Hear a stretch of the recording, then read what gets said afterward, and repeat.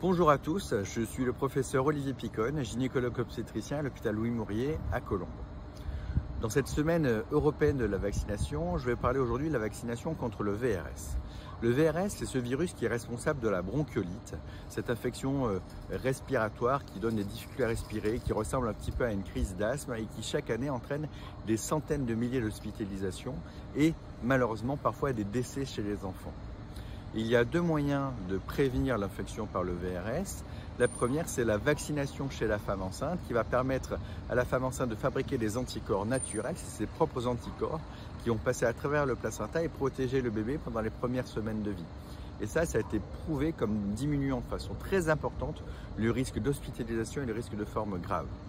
L'autre possibilité, c'est ce qu'on appelle une immunisation chez le nouveau-né. Là, on n'injecte pas un vaccin, mais des anticorps avant la sortie de la maternité. Et ça aussi, ça va protéger le bébé pendant les premières semaines de vie et diminuer le risque d'hospitalisation et le risque de forme très grave et de mortalité.